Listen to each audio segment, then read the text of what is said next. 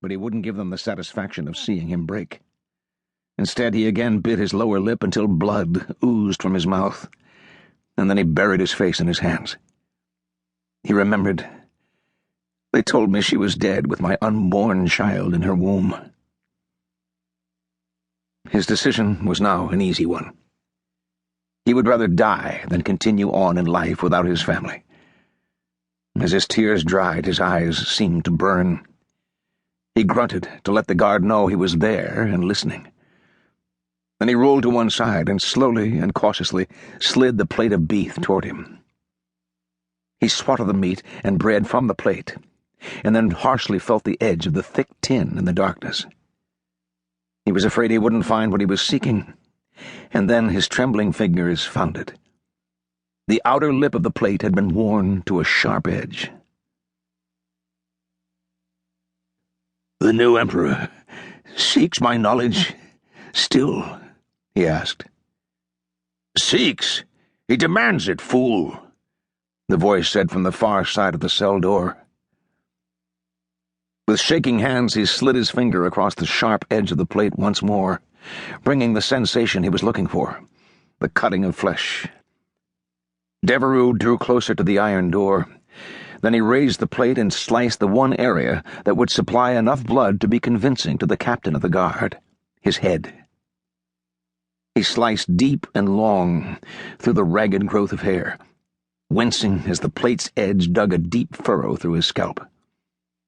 Soon he felt the satisfying flow of blood coursing down his forehead, and still he dug the sharpened edge deeper. There had to be enough blood to convince the keepers that Napoleon's prized prisoner was attempting to do the unthinkable.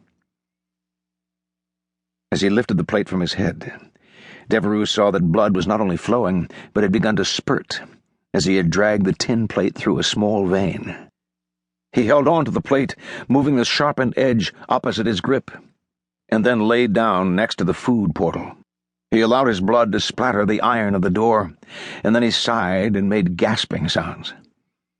He reached up with his free hand and slapped at the growing puddle of blood, making sure it splashed into the corridor beyond. "What?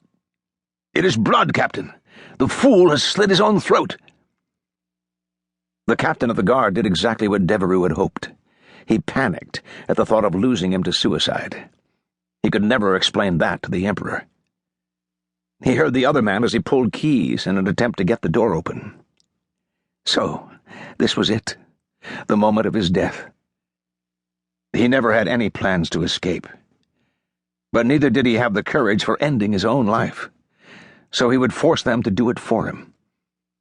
A self-satisfied smile etched his wretched features. "Hurry, you bumbling fool! He'll bleed to death!" Finally, Devereux heard the keys slide home into the rusty lock.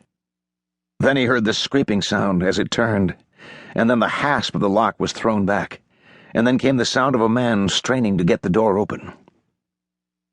He felt and smelled the first fresh air in over 2 years as it hit his face, and he breathed it in, preparing himself, gathering what strength he could for the next few seconds, the last seconds of his life.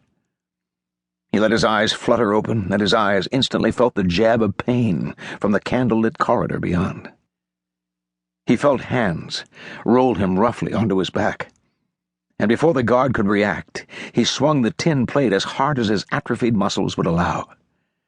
The sharpened edge came into contact with the man's neck. The captain gasped as he watched the guard take a blow to his throat just as he turned the prisoner over. He straightened and started to shout for others, but Devereux lashed out with his bare feet and caught the young captain in his left knee, bringing him down to the rough stone floor. Before the captain could fully react to the assault, the prisoner Devereux had leaped blindly to his back and brought the tin plate solidly down onto the back of the man's head, embedding the sharpened edge deeply into his skull. Devereux was crying as he rolled off the captain and lay still, listening for the footsteps that would signal his death. As he tried to bring his breathing under control, he opened his eyes to the glare of the candles. The pain in his eyes slowly subsided as he tried to focus on the darkened far wall. He swallowed and tried to stop his